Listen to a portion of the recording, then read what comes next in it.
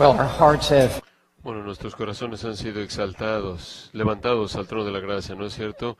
Conforme hemos unido nuestras voces al adorar al Señor, ha sido una exploración, una experiencia confortante para mi corazón conforme adoramos al Señor los domingos en himnos de alabanza. No creo que haya un lugar en el mundo que tiene este grupo en particular de hombres que se congrega en una conferencia en una ocasión.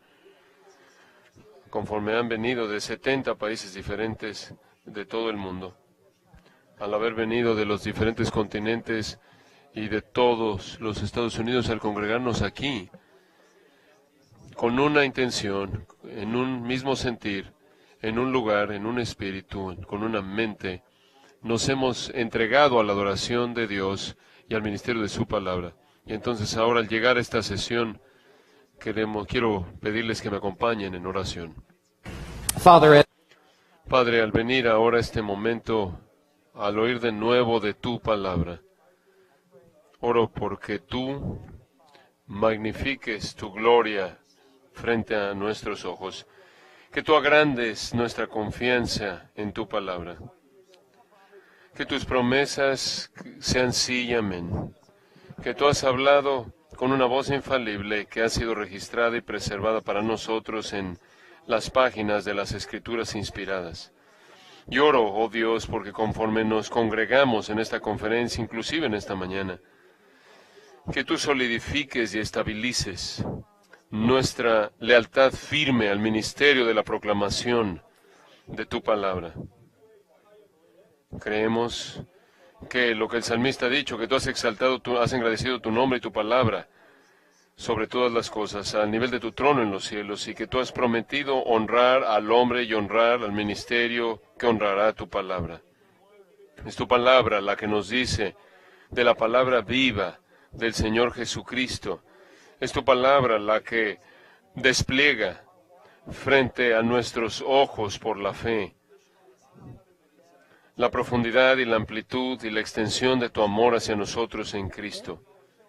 Y entonces, conforme nos congregamos en este día, oro, porque tú lleves a cabo una obra significativa en nuestro corazón, que esta no sea una conferencia más, o una reunión más, o una sesión más, sino que tú vayas a las profundidades de nuestra alma, que tú nos ancles en tu palabra, y que por el resto de nuestras vidas, nuestros ministerios, estén entregados de manera fiel a exponer tus verdades. Tú has dicho que tu palabra, que tu iglesia es columna y baluarte de la verdad. Y en esta hora, y en este día, y en esta generación, oro porque de manera fiel sostengamos en alto la doctrina sana y que contendamos ardientemente por la fiel una vez dada y para siempre a los santos. Oh, Señor, oro porque tú vengas a nuestro lado, al lado de cada hombre el día de hoy, y que tú lo fortalezcas y lo alientes, que tú abras las ventanas del cielo y derrames tu gracia sobre cada persona que está congregada aquí hoy. Recordamos las palabras de nuestro Señor: apartados de mí, nada podéis hacer. Verdaderamente, de cierto os digo, que el que oye mis palabras y las hace, es como un hombre sabio que edificó su casa sobre la roca, y cuando descendieron las lluvias y soplaron los vientos y golpearon contra aquella casa, no cayó, porque estaba construida sobre la roca. Y el que oye estas palabras, mis palabras, y no las hace, le compararé a un hombre insensato que edificó su casa sobre la arena. Y descendió lluvia y vinieron ríos y soplaron vientos y dieron con ímpetu contra aquella casa y cayó, y fue grande su ruina, porque estaba edificada sobre la arena. Señor, por tu gracia que nos capacita, inclina nuestros corazones inclusive más para edificar sobre la roca de la revelación que se nos ha encomendado en tu palabra inerrante, infalible e inspirada. Padre, oramos esto en el nombre que es sobre todo nombre, el nombre de aquel quien es el Verbo vivo, el Señor Jesucristo. Amén.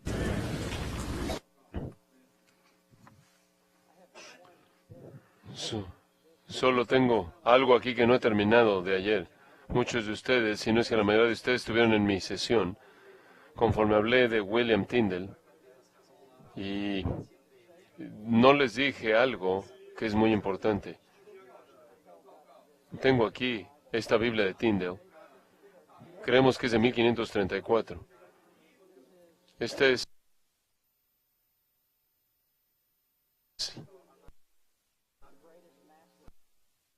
la obra maestra más grande que hay en el idioma inglés. He visto las coronas, las joyas de la corona en la Torre de Londres. Esta es la verdadera joya de la corona. Es la palabra de Dios traducida en nuestro idioma. Si hay un arca del pacto evangélica, aquí está. 1525. Tyndale estaba en Colonia, Alemania, intentando hacer su primer Nuevo Testamento publicado, y en el momento de Mateo 22:12 tuvo que recoger sus materiales y meterse en un barco y bajar porque llegaron a atacar ahí la imprenta, porque ahí Alemania, donde Tyndale trataría de terminar su trabajo. En 1521, Martín Lutero estuvo ahí en abril 21, presentó su gran defensa, y Tyndale sabía que habría gente ahí que compartía su convicción con ella. En 1526 se completó la primera traducción en inglés del griego original en el inglés. 8 años después, en 1534, él produjo esto. Solo hay uno en el mundo, de 1525 hasta Mateo 22:12. Hay unas 7 en el mundo, de 1526. Hay un número muy pequeño, de 1534. Tyndale hizo entre 4,000 a 5,000 correcciones. Él estaba comprometido con la mejor traducción que él podía producir. Y él produjo esto.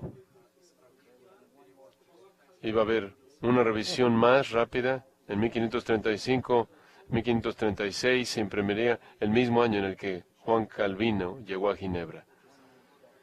Un hombre se sale de la escena y Dios levanta al siguiente hombre. Este libro va a mostrarse, va a estar en exhibición ahí afuera de las puertas. Quizás nunca vuelvas a tener una oportunidad de estar así de cerca a, creo yo, el tesoro más grande en que hay en el idioma inglés. Te aliento a que veas, porque verdaderamente es un tesoro sin precio.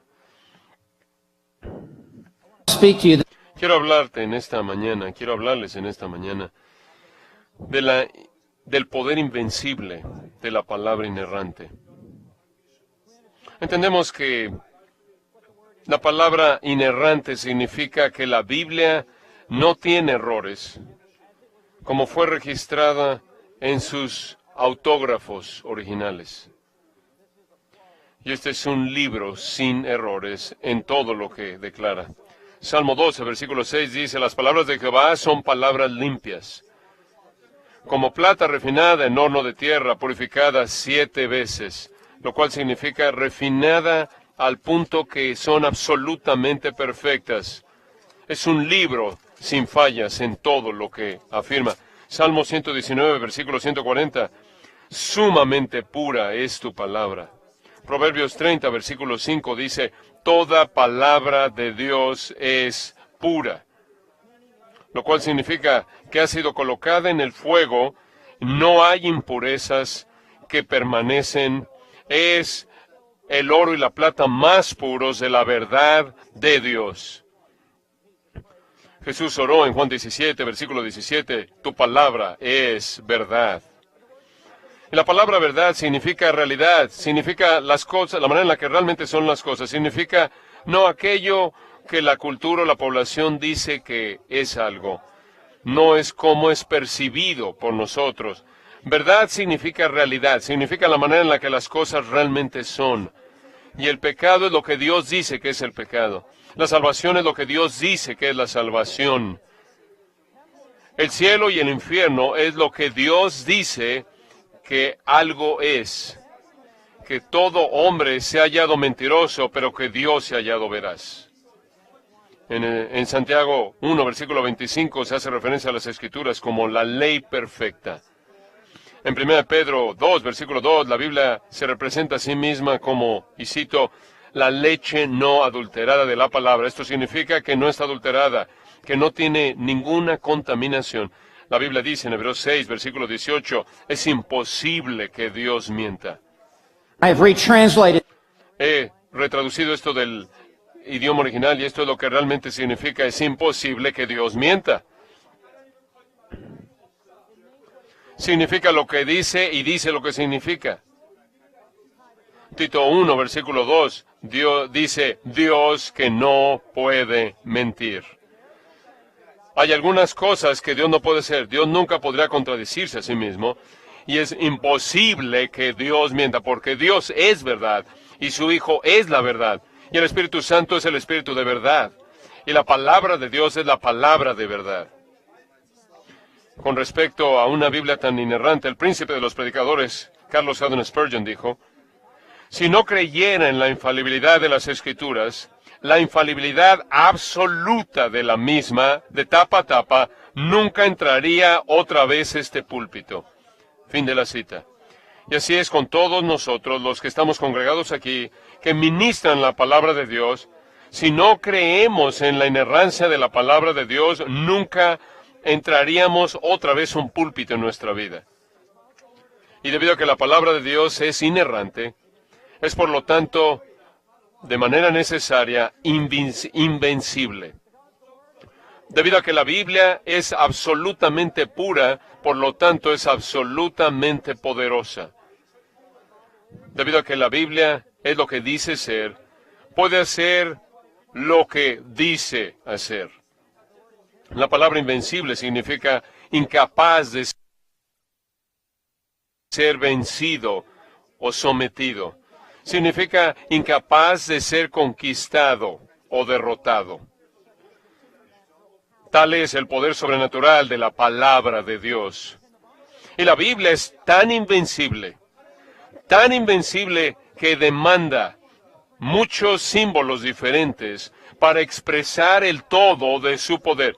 Es como, la Biblia es como un diamante hermoso que tiene muchos diferentes cortes y cuando lo tienes a la luz de algo, cada lado está reflejando la belleza de cierto lado y ningún símbolo en sí de la Biblia puede expresar el todo y por eso demanda se necesitan muchas diferentes analogías y metáforas.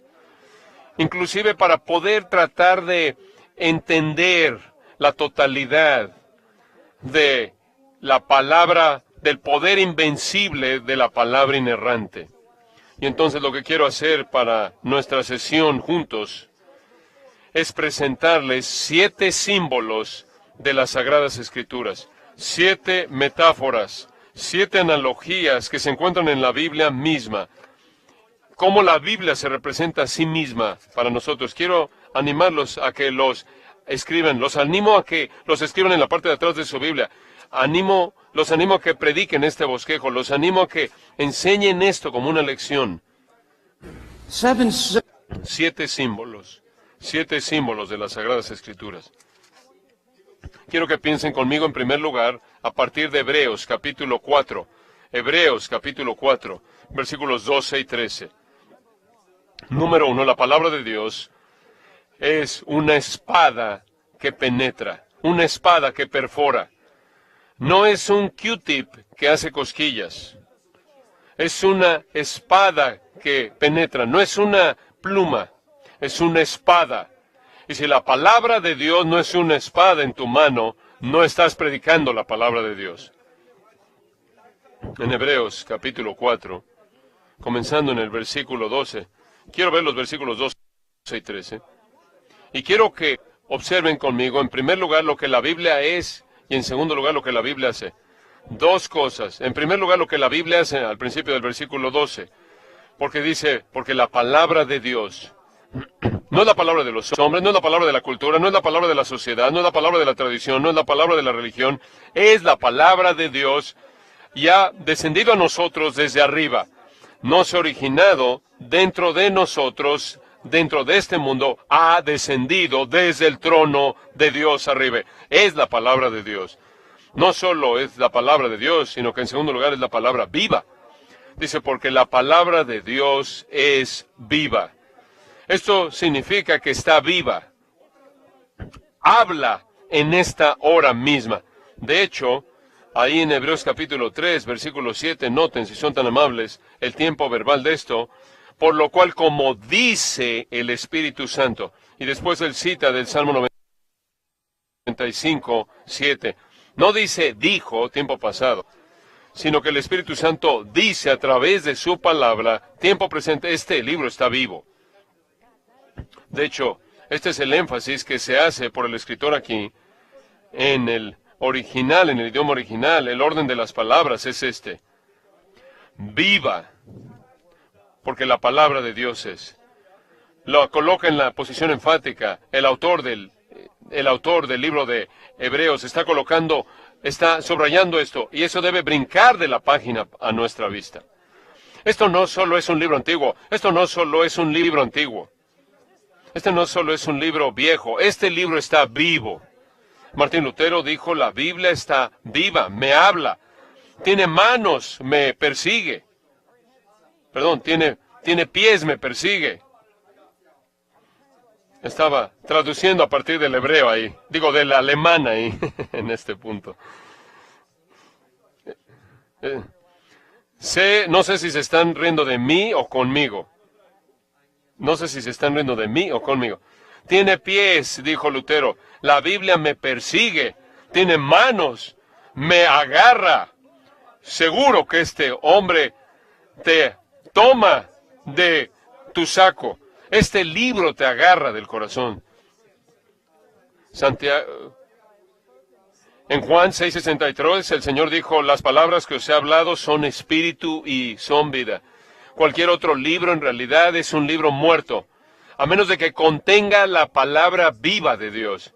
Porque debido a que este libro es vivo y habla a toda generación, en todo continente, en todo lugar, ha sido bien dicho que este libro está más actualizado que el periódico de mañana. ¿Quieres tener un ministerio contemporáneo? Predica la Biblia. Es el mensaje más contemporáneo relevante. De hecho, esta palabra activa significa energético. Está lleno de actividad.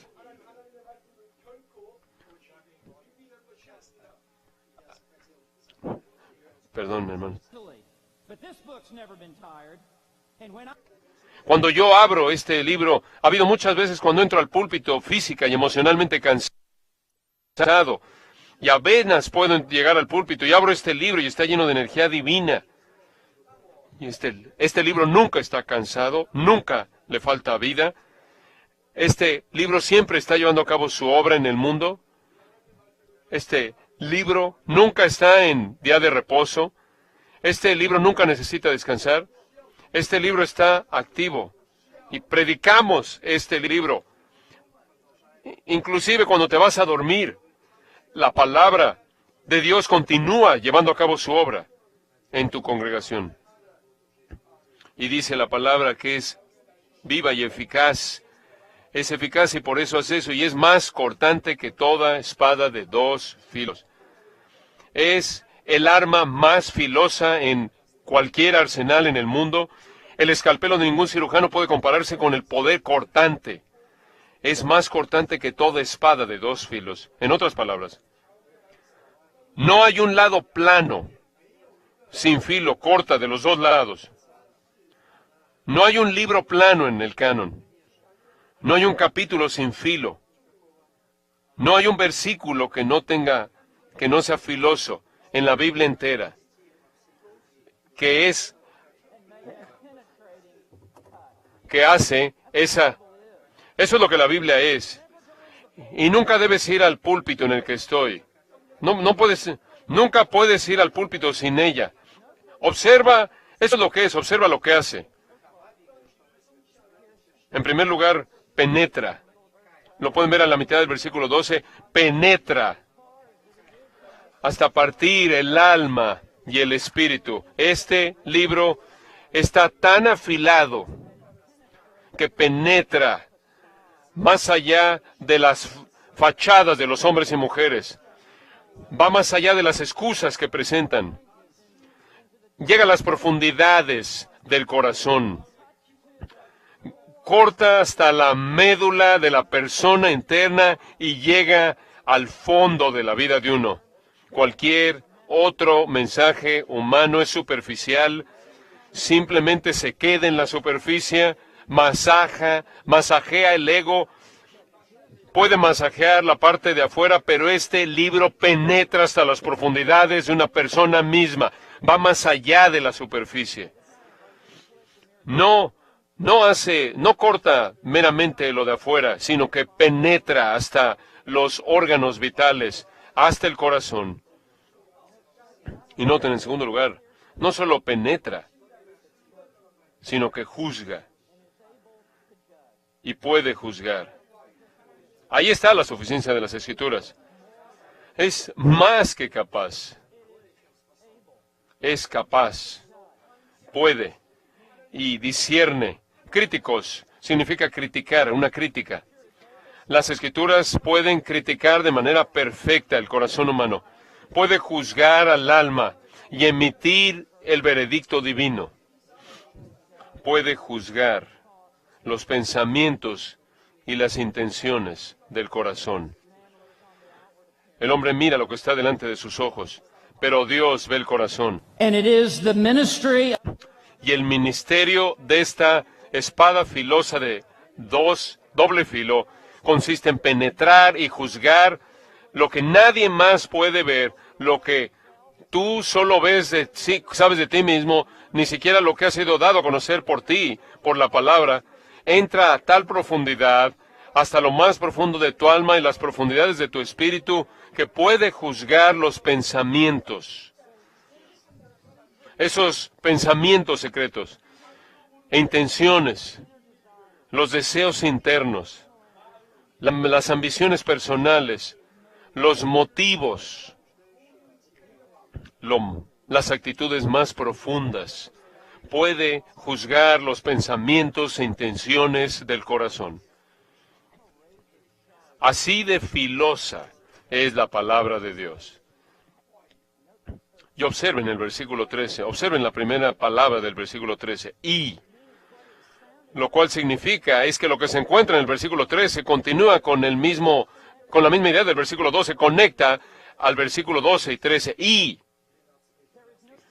no hay cosa creada.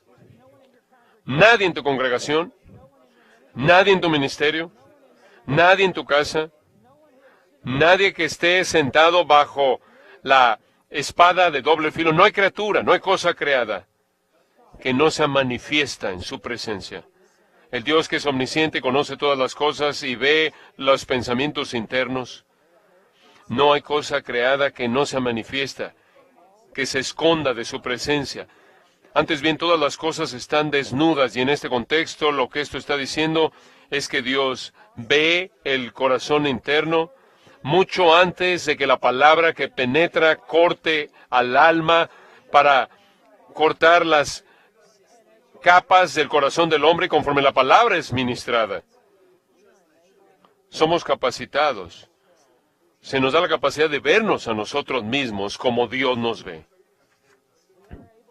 Podemos ver algo de lo que Dios ve cuando Dios ve las profundidades de nuestros corazones. No hay cosa creada que no se manifieste en su presencia. Antes bien, todas las cosas, por favor noten, todas las cosas, pensamientos, deseos, motivos, actitudes, todas las cosas están desnudas,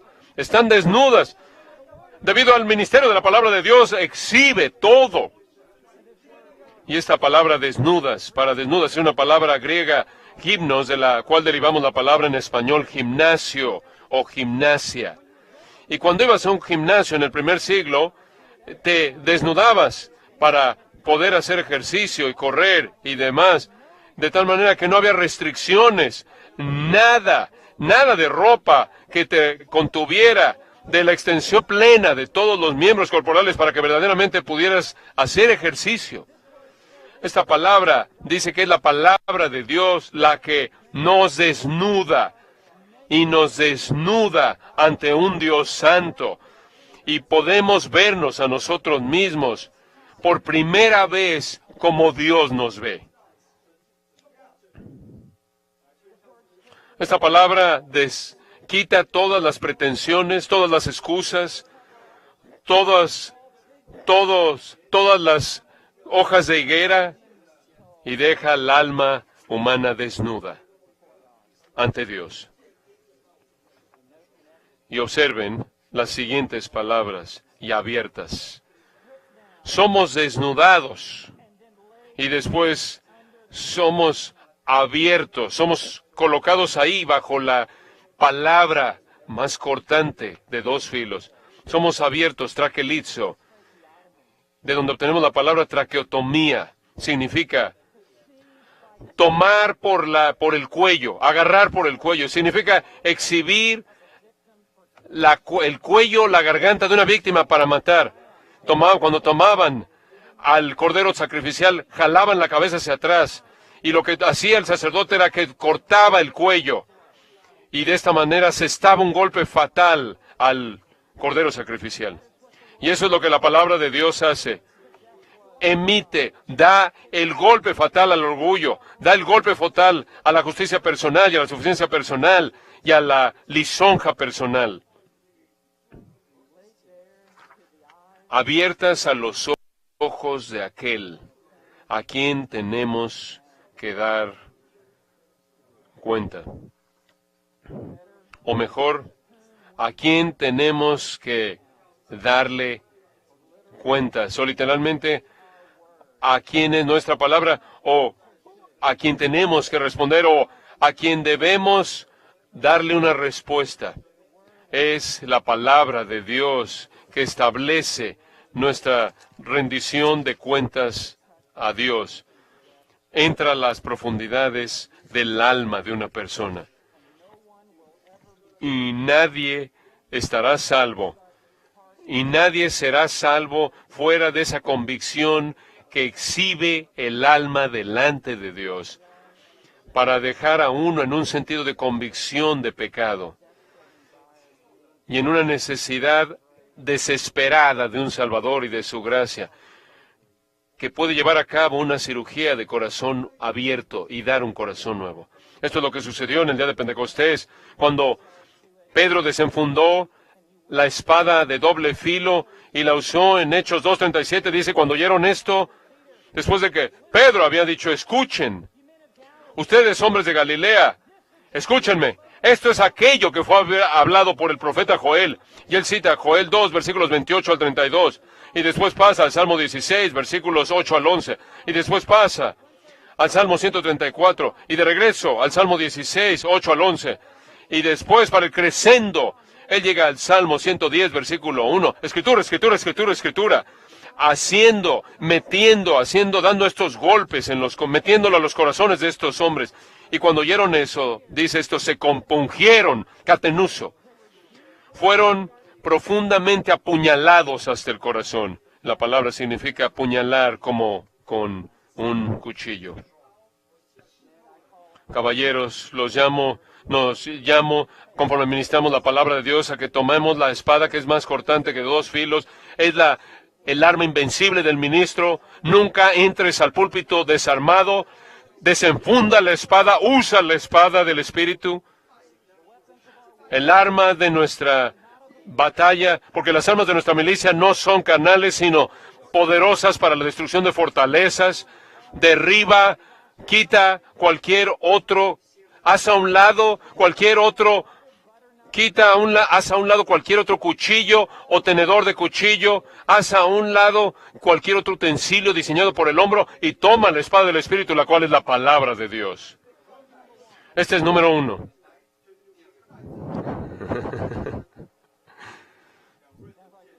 Se oye como que están ahí sentados se oye como que están sentados sobre su espada. Es la espada que penetra. Necesitas una espada, la espada para perforar, para penetrar en tu ministerio.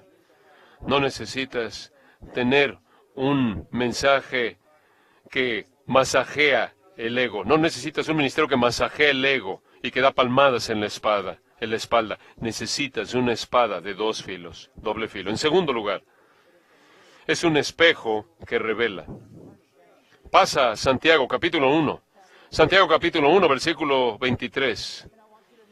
Y quiero que noten en segundo lugar que una vez que el corazón ha sido abierto y la cavidad del pecho es desnudada por la espada del Espíritu que ha penetrado ahora, el espejo de la palabra es levantado en alto. En Santiago 1, versículo 23, leemos: porque si alguno es oidor de la palabra, pero no hacedor de ella. Estamos hablando de la palabra de Dios. Y él está diciendo, si alguien oye, pero no obedece. Este es semejante, es una analogía, este es semejante al hombre que considera en un espejo su rostro natural. Observe esto, en un espejo. Él está asemejando la palabra de Dios a un espejo. ¿Y qué haces con un espejo? Un espejo te da conocimiento de ti mismo. Un espejo te capacita para verte a ti mismo como realmente eres. Un espejo te lo presenta tal como eres. Un espejo presenta un reflejo verdadero y una revelación verdadera de lo que hay adentro. Hay un sentido real en el que realmente no me conocí a mí mismo, sino hasta que comencé a leer la palabra de Dios. Yo nací en 1951, en esa época de los que estaban en una generación única, de una generación nací en una casa, la de Norman Rockwell. Fui el primero de varios hijos. Mis padres, mi madre me amaba, mi padre me amaba, mi madre me adoraba. Mi esposa todavía está tratando de corregir eso. Y encima de eso, la hermana de mi mamá vivía ahí donde yo crecí. Tenía 2 madres que me consentían, me hacían todo, me afirmaban, me alababan, y además jugaba fútbol americano, básquetbol, béisbol, y corría. Estaba en atletismo. Estaba yo en ciertos certámenes, a mí se me daban trofeos, y te aplaudían las porristas. Fui a la universidad, jugué fútbol americano, y te aplauden las comunidades de alumnos, las fraternidades. Y después comencé a leer mi Biblia. Y realmente no era lo que todo el mundo decía que yo era. Cuando fui a la universidad, tenía una Biblia viva. No la de Hebreos 4:12, sino la Biblia antigua viva, viviente. Solo tenía un Nuevo Testamento. Fue una Biblia viva con fotos. Tenía fotos de atletas corriendo. Y estaban metidos ahí a lo largo del Nuevo Testamento. Y tomé ese libro llevaba ese libro a donde quiera que iba a clase, y estaba ahí en el pasillo y me sentaba ahí y estaba leyendo mi Biblia y tenía ahí plumas y no tenía ningún comentario, no tenía ninguna Biblia de estudio, no tenía ningún libro cristiano en absoluto. Lo único que tenía era una Biblia y varios colores y simplemente leí mi Nuevo Testamento y semana tras semana tras semana. Me lo llevaba al dormitorio, me lo llevaba a la práctica, al entrenamiento, me lo llevaba ahí al comedor. Y conforme leí este libro, era como si alguien estuviera leyendo mi corazón, como si alguien estuviera haciendo un inventario de mi alma. Y este libro no me estaba aplaudiendo, ni reconociéndome, ni adulándome. Este libro me estaba dando el retrato correcto en mi alma de quién soy en realidad y mi necesidad terrible que tengo de gracia. Tú y yo necesitamos estar levantando en alto el espejo conforme predicamos, y tú y yo tenemos que estar detrás de ese espejo, y la gente tiene que estar viendo el espejo y no viéndonos a nosotros, sino viéndose a sí mismos. Muchas veces cuando he predicado, salgo ahí a la sala y puedo ver ahí en mi visión periférica, ahí en la esquina, un hombre penoso cuya esposa lo ha hecho venir a la iglesia y está esperando que todo el mundo se vaya para que él pueda acercarse a mí en privado. Y lo veo que se acerca y se me acerca y me dice esto, después de que ha oído la predicación de la palabra de Dios. ¿Has estado hablando con mi esposa?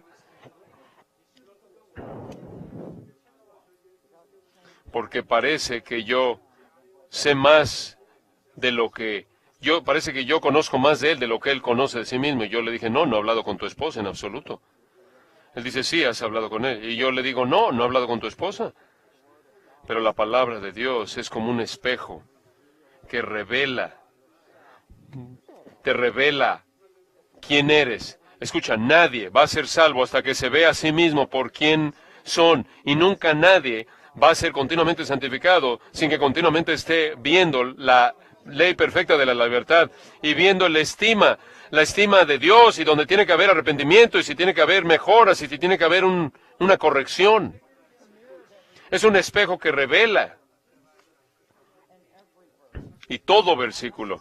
Estaba predicando no hace mucho tiempo atrás en mi iglesia que pastoreé, y yo prediqué lo que pensé fue uno de los mensajes más suaves que jamás he predicado. Estaba predicando en 1 Corintios 13, hablando del amor es paciente. Y estaba disculpándome a mi propio corazón por predicando de amor es paciente. Yo pensando que esto no va a tener ningún efecto. Era como si la aplicación fuera, ir por todo el mundo y sonríe. Ve por todo el mundo y sonríe. Y yo estaba pidiendo que el Señor no regresara mientras que yo estaba predicando el amor es paciente. Pero al final hablé de cómo Cristo es la personificación de esta virtud del amor y lo paciente que Él ha sido con nosotros, y que Dios no quiere que ninguno de sus elegidos perezca, sino que todos vengan al arrepentimiento y a la fe. Y tan pronto como terminé ese mensaje, había un hombre que había venido, que nunca antes había conocido, y él corrió al púlpito. Ni siquiera me había podido salir del púlpito, estaba en el púlpito conmigo. Y tenía esa mirada que Dios lo había sacudido, se había aferrado de él. Y le dije, pasemos allá abajo, al frente, y nos sentamos ahí en la banca de adelante. Y él dijo, he venido a la iglesia hoy solo, porque nadie en mi familia quiere venir, porque soy tan impaciente, y porque soy tan dominante y tan abrumador, y los controlo, y tú has hablado de la paciencia de Dios hacia nosotros en Cristo, y la necesidad que yo tengo de ser paciente. Y ahí en la banca de enfrente de la iglesia, después de que todo el mundo se había ido en ese santuario, ese hombre nació de nuevo. Fue la palabra lo que se reveló a sí mismo y le reveló quién era. Y escucha, puedes hablar de la cultura y de la sociedad, y reseñas de libros, y citar poemas, y hablar de programas de televisión y de películas, y en la mayoría de los casos tiene el efecto opuesto. Pero cuando tú colocas en alto el espejo para que la gente se vea a sí mismo y ve su necesidad apremiante de gracia,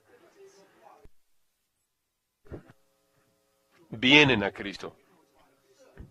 En tercer lugar, no solo la palabra es una espada y un espejo, sino que en tercer lugar es una semilla. Quiero que vayan a 1 de Pedro, capítulo 1, versículo 23. 1 de Pedro 1, versículo 23. Y quiero que vean que la palabra de Dios es una semilla que germina, es una semilla que regenera, es una semilla que reproduce. Pedro escribe en 1 Pedro 1, versículo 23, siendo renacidos. Detente ahí. El siendo renacido se refiere a todos los creyentes que han sido dispersados, que él menciona en el capítulo 1, versículo 1. Y él les dice a estos creyentes verdaderos, han sido renacidos. Es un pasivo perfecto participio, lo cual significa es que esto ya pasó en el pasado y fueron pasivos y alguien actuó sobre ellos. Esto es lo que llamamos la regeneración soberana. Esta es una regeneración monergista. Es Dios actuando sobre el alma espiritualmente muerta. Ustedes han renacido. El nuevo nacimiento es la vida de Dios en el alma del hombre.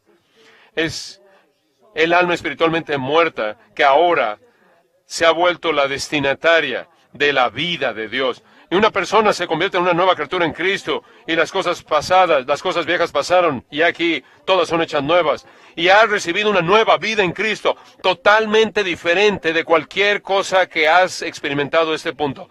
De hecho, es vida eterna lo que ha venido a ti, al alma. Es la vida de la época venidera en el alma. El cielo viene a nosotros antes de que nosotros inclusive lleguemos al cielo. Y él dice, siendo renacidos. Y él presenta una afirmación negativa y después una afirmación positiva. Primero, la negación. Así es como no nacieron de nuevo. No de simiente corruptible. Simiente o semilla.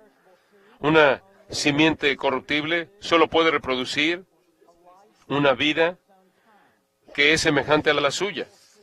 Las semillas de manzana no producen naranjas.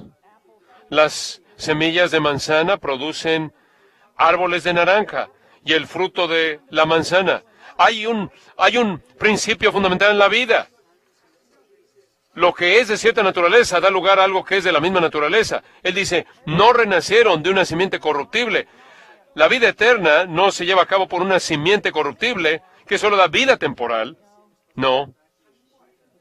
Dice, sino. Y Martin Lloyd Jones dijo, gracias a Dios por los sinos en la Biblia.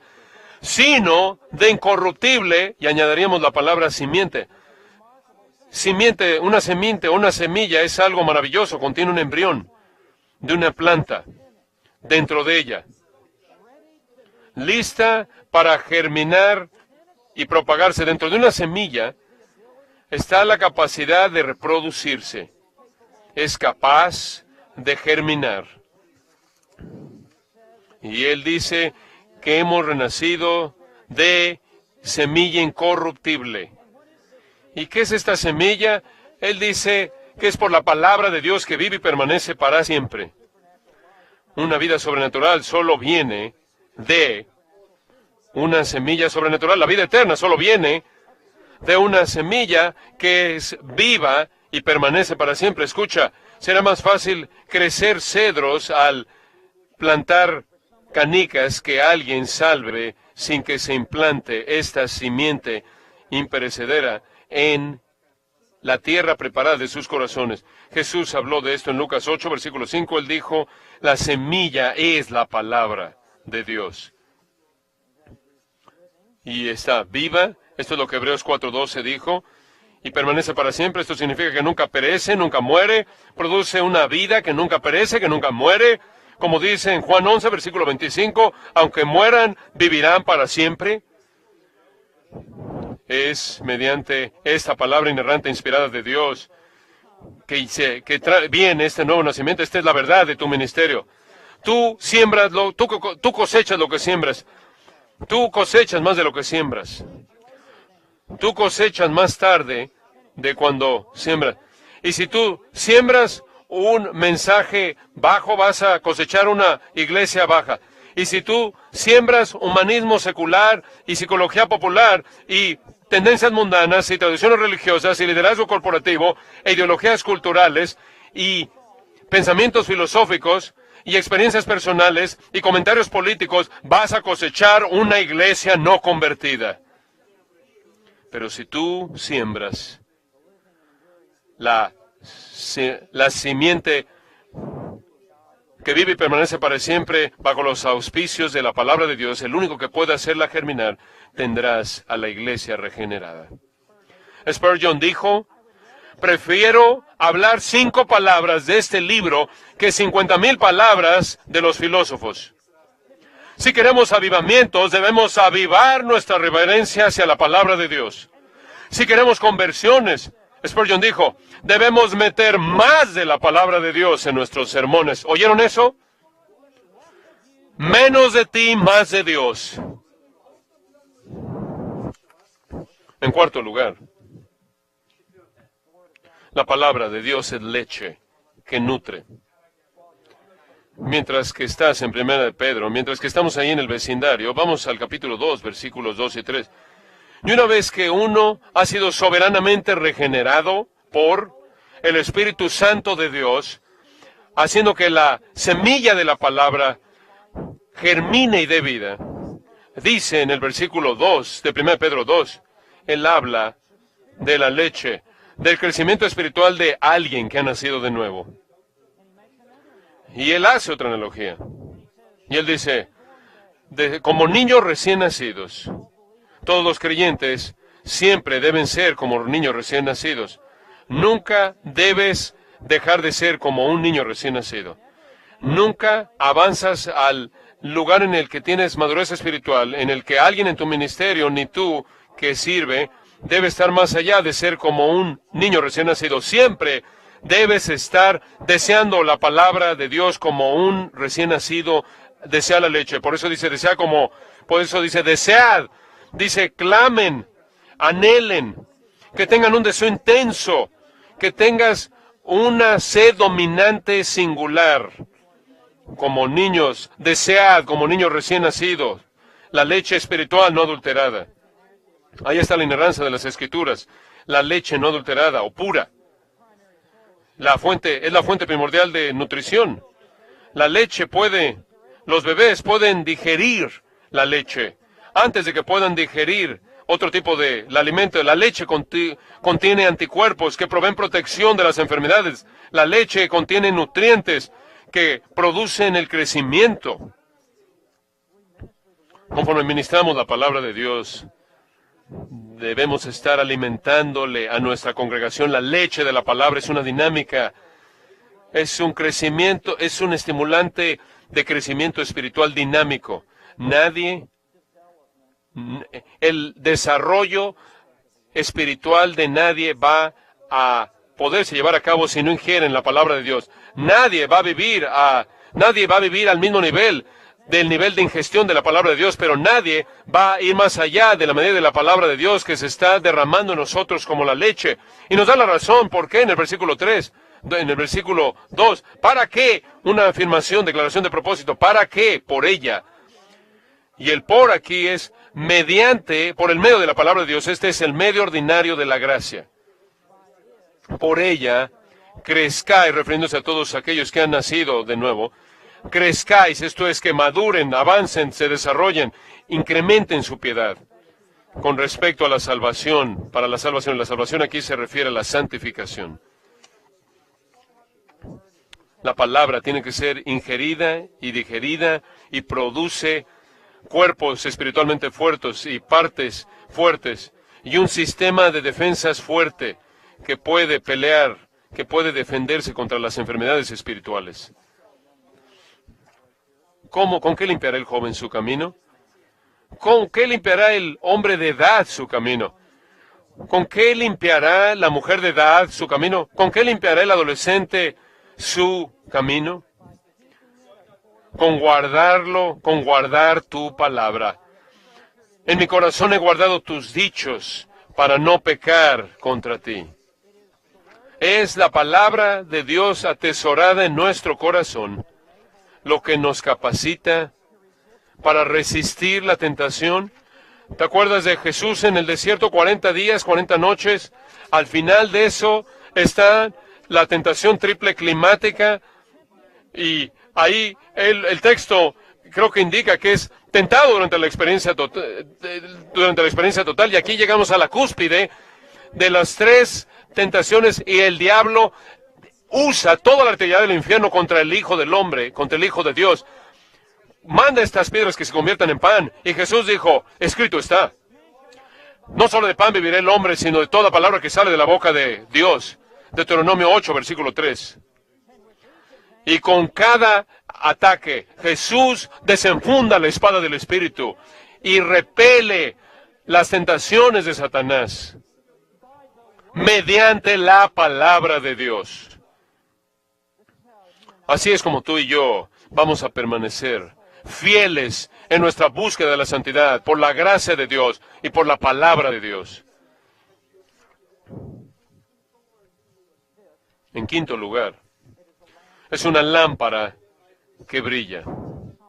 Vamos al Salmo 119, versículo 105, y lo que estamos haciendo es presentar los diferentes símbolos de las Escrituras. ¡Qué increíble instrumento de gracia es la palabra de Dios! Es una espada que penetra, es un espejo que revela, es una semilla que germina, es leche que nutre, es una lámpara que brilla. Salmo 119, versículo 105, ustedes conocen este texto muy bien. Lámpara es a mis pies tu palabra y lumbrera a mi camino. Tres cosas quiero decirles acerca de este versículo rápidamente. Número uno, vivimos en un mundo muy oscuro. Y se está volviendo más y más oscuro. Hay muchos peligros y muchas trampas que amenazan la seguridad de todos aquellos que viajan por el camino angosto que lleva la vida. Y muchos viajeros han sufrido el desastre camino a la gloria. Vivimos en un mundo oscuro y necesitamos luz para ver nuestro camino, ver por dónde caminamos y ver dónde están los hoyos, agujeros en el camino y los peligros que están ahí frente a nosotros. Y en segundo lugar, no solo vivimos en un mundo peligroso y oscuro, sino que la palabra de Dios es lámpara que nos da la luz necesaria para todos los viajeros que están caminando por ahí. Esta lámpara no es opción para algunos de nosotros, es una necesidad para cada uno de nosotros. Y la lámpara brilla con mayor fuerza en la hora más oscura de la noche. Y esta lámpara de la palabra de Dios nunca ha brillado con mayor fuerza que como está brillando en esta hora misma en la que tú y yo vivimos, conforme vivimos en esta generación pecaminosa y adúltera, conforme vivimos en una época en la que virtualmente no tienen precedentes, son sin precedentes en muchos niveles. Es la palabra de Dios que está brillando la luz frente a nuestro camino, está revelando el camino, y conforme estamos de pie ahí en los púlpitos, en salones de clases, conforme ministramos la palabra de Dios, debemos estar sosteniendo en alto la luz. Proverbios 6, versículo 23 dice, el mandamiento es luz. La enseñanza es luz. Debe ser alguien que lleve una antorcha en la mano. Salmo 19, versículo 8. El mandamiento de Jehová es puro, que alumbra los ojos. Segunda de Pedro 1, versículo 19. La palabra profética es más seguro, que brilla como antorcha en lugar oscuro. El doctor MacArthur ha compartido conmigo que lo número uno que le dice a él después de que él predica, ¿qué crees que es? Oh, ahora lo veo. Y la luz está brillando conforme abrimos el libro y la gente ve con una cosmovisión cristiana y la gente ve usando lentes cristianos y ven ahora con luz que está brillando en una época oscura. Y lo tercero que quiero que vean es que dice, lámpara es observen, mis pies tu palabra. Y el énfasis aquí no está en la cabeza, no en los oídos, no en el corazón, sino que está en los pies. Y presupone que entra por la cabeza y viene a través del oído, los ojos, y presupone que esta luz está brillando en el corazón, pero no se detiene ahí, ¿verdad? Y no es real, sino hasta que afecta los pies. Y lo que aprendemos es lo que tenemos que vivir y practicarlo. Y dice, lámpara es a mis pies tu palabra. James Montgomery Boyce escribe, no sabemos cómo vivir nuestras vidas, pero la Biblia brilla en el camino frente a nosotros para exponer los caminos peligrosos y equivocados que podamos tomar y alumbra los correctos. Es la palabra inerrante lo que da guía infalible. Spurgeon dijo, todo en el servicio de los trenes depende de la precisión de las señales. Cuando estas señales están mal, la vida será sacrificada. En el camino al cielo necesitamos señales que no estén equivocadas, o las catástrofes serán mucho peores. Y solo hay una fuente que nos da señales infalibles y una guía inerrante. Y es la lámpara de la palabra de Dios que tenemos. Tu iglesia, tu púlpito, tu salón de clases, tu estudio, tiene que ser el lugar con mayor luz en tu ciudad. Tu ministerio tiene que estar brillando con mayor luz que 1000 soles que están en el cielo arriba, penetrando en la oscuridad. Número 6. La palabra de Dios es un fuego que consume. Pasa a Jeremías, capítulo 23, versículo 29. Jeremías 23, versículo 29, en donde leemos que la palabra de Dios es un instrumento poderoso como fuego que consume. En Jeremías 23, versículo 29, en esta sección que está tratando con los profetas falsos, Dios es el que está hablando. Jeremías es el secretario. Y Dios declara, y Jeremías registra esta pregunta de los labios de Dios. ¿No es mi palabra como fuego? Esa es una pregunta retórica. La respuesta a la cual es tan obvia que Dios ni siquiera va a responder a la pregunta. Porque si tienes 2 células cerebrales que están tocándose entre tus oídos, conoces la respuesta. Y es una forma poderosa de comunicación. No es esta una pregunta, esta es una afirmación. ¿No es mi palabra como fuego? Ahora, hay muchas cosas positivas. Fuego que consume y quema.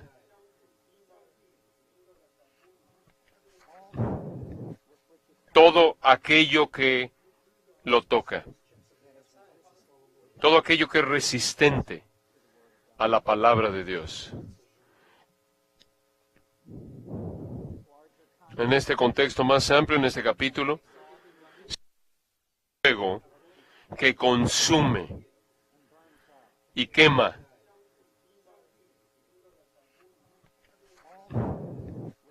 Todo aquello que lo toca. Todo aquello que es resistente a la palabra de Dios. En este contexto más amplio, en este capítulo, si puedo llevarlos ahí rápidamente, las referencias al versículo 25, los profetas que profetizan falsamente. Versículo 26, los profetas que hablan del engaño de su propio corazón. Versículo 27, profetas que hacen del pueblo de Dios olvidar el nombre de Dios. Versículo 28, profetas que cuentan sus sueños y no tienen nada que ver con la palabra de Dios. Y versículo 30, Dios está en contra de estos profetas de nuevo. Versículo 31, Dios de nuevo está en contra de estos profetas. Versículo 32, Dios está en contra de estos profetas. Versículo 34, Dios castigará a estos profetas y todos aquellos que siguen su mensaje abominable. Y Dios mismo es un fuego consumidor. Y la palabra de Dios es como fuego.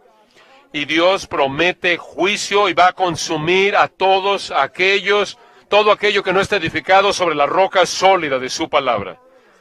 Más antes, en Jeremías 5, versículo 14, Dios dice: he aquí, yo pongo mis palabras en tu boca por fuego, y el pueblo, y este pueblo por leña, y los consumiría. Y el mensaje que tenía Jeremías de Dios para el pueblo de su generación era un mensaje de fuego que lo iba a consumir toda la incredulidad, e iba a traer el fuego de juicio contra todos, si no se vuelven al Señor y se arrepienten de su pecado y creen en el Señor Jesucristo. Esto también es parte de nuestro mensaje.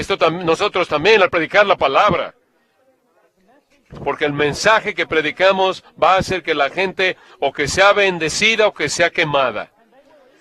Y o van a estar encendidos o van a estar en el fuego. O van a estar encendidos por Dios, para Dios, o estarán en el fuego de Dios, y no hay una posición mediadora entre estos dos puntos. ¿Y cómo necesitamos de nuevo? ¿Qué necesidad tenemos el día de hoy a hombres que se pongan de pie y prediquen como Jonathan Edwards, pecadores en manos de un Dios airado? Aunque predicamos la gracia y la misericordia de Dios, necesitamos Romanos 1, tanto como necesitamos Romanos 3. No es uno u otro, son ambos. Y la palabra de Dios es un fuego consumidor, y va a consumir a todos aquellos que están en incredulidad. Este es un libro que está ardiendo como fuego. Las Escrituras están ardiendo. Y es el mensaje más caliente que este mundo jamás ha escuchado. Y cuando eres llamado a predicar, eres llamado a jugar con fuego. Finalmente, la palabra de Dios no solo es un fuego que consume, sino que en este mismo texto, en el versículo 29 de Jeremías 23, es un martillo que quebranta. Es un martillo que quebranta. No hay fuerza en el mundo que se compare con el poder, con el poder que quebranta de la palabra de Dios para superar toda resistencia ante su poder. En Jeremías 23, versículo 29, Dios de nuevo es el que habla, Jeremías es el secretario y el que registra. Este es un dictado, estas son mis palabras. Dios dice: escríbelas, Jeremías, entrégaselas al pueblo, colócalas en las Escrituras, para que toda generación que oiga esto, no es mi palabra como martillo que quebranta la piedra. Esta es otra pregunta retórica, la respuesta a la cual es un sí afirmativo, es un sí, es un amén, cierto, es una declaración que la palabra de Dios es como un martillo que quebranta la piedra. Es como un martillo pesado, es como un marro.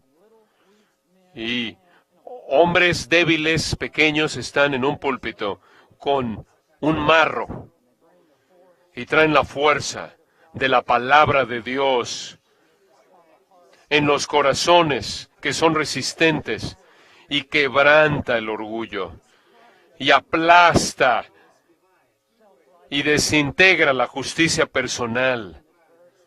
En este versículo, ¿no es mi palabra como martillo que quebranta la piedra de los falsos profetas mencionados en los versículos previos y en los siguientes versículos? Y también se refiere a aquellos que están aliados con el mensaje de los falsos profetas. Estos falsos maestros y falsos seguidores son como una roca.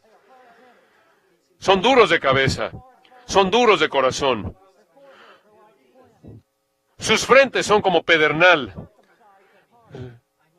Son incircuncisos de corazón, tienen un corazón de piedra que se resiste a la verdad de Dios. Y sus mentiras en sus corazones no responden a las cosas de Dios, están espiritualmente muertos, son como una roca. ¿Y cómo es que ellos van a ser llevados a la humildad ante el trono de la gracia? ¿Cómo es que ellos llegarán a ser humillados ante Dios? Y es mediante esta arma invencible de la palabra de Dios. Rompe toda resistencia en el día del poder de Dios. Este martillo es más duro que el corazón más duro. Este martillo es más duro que las cosas que se presentan ante él. Este martillo es más fuerte que el alma más duro y la incredulidad más parecida a la roca. Este martillo ministra el golpe fatal al ego, al orgullo, a la confianza personal y lleva a un hombre, una mujer al lugar de que es humilde ante Dios para que invoque su nombre, la gracia y misericordia que necesita. Este es el poder invencible de la palabra inerrante. Los llamo en este día a desenfundar la espada, a colocar en alto el espejo, a esparcir la semilla, a servir la leche, a tomar la lámpara, a esparcir el fuego, a mover el martillo. Deja la sabiduría secular en el púlpito, deja el entretenimiento en la iglesia, deja la dramatización. Si no puedes predicar, consíguete un equipo que actúe de drama. Quítate la retórica, desenchufa las luces de color, coloca el púlpito en el centro del edificio, ponte de pie como un hombre, abre la Biblia, levántala y suéltala y deja que se proclame.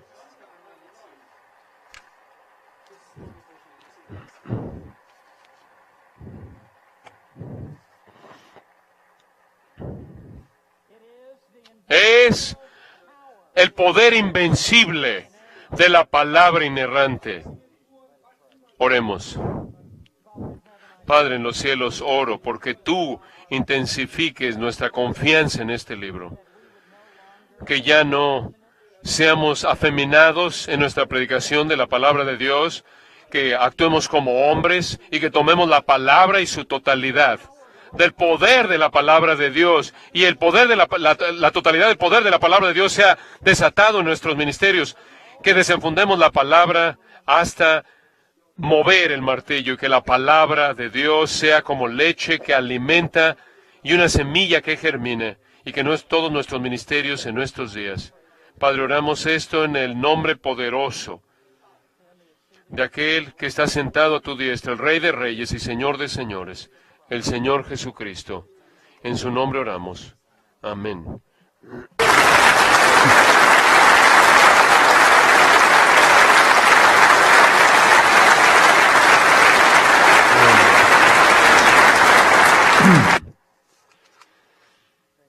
Gracias, Steve.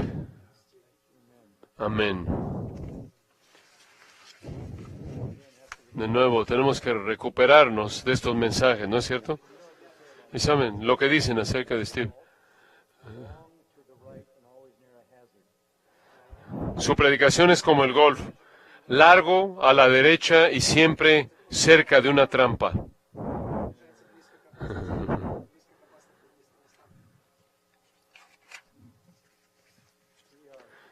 Estamos tan agradecidos porque él es profesor de predicación en el Master Seminary. Si quieres predicar, enseñamos juntos, él y yo, y nos daría gusto que estuvieras aquí con una consideración especial. Si quieres, estamos no incluyendo la cuota para inscribirte, si te quieres inscribir. Si alguien viene de las iglesias de nuestros egresados al Master Seminary, una nota aquí, si se inscriben en el otoño, hay un descuento de $100 por unidad para el primer año, $100 por unidad. Entonces es bastante significativo. Tomas 16 unidades, son $1,600 menos. Algo más que mencionarles. Estamos tan agradecidos por la casa de publicación Harvest House. Estamos tan contentos de trabajar con ellos. Tuvieron la visión de capturar algo de los sermones más monumentales que han sido predicados a lo largo de los años en la conferencia de pastores, y los pusieron una serie de libros. La primera, solo trajeron 1,200, pero si quieres lo mejor de las conferencias de pastores, esto se remonta a 1996. Este es el primero. El pastor como predicador Este es simplemente el principio. Los mensajes en este libro incluyen Mark Dever, Steve Lawson, R.C. Sproul, Al Mohler, Tom Pennington, gente así que ustedes conocen. Hay unos grandes mensajes en esta primera edición. 2 más van a salir. Y el año que entra, el pastor como líder, y después de eso el pastor como teólogo. Entonces estamos tratando de capturar lo mejor y que lo tengan realmente como un tesoro que puedas usar en el futuro. Michael.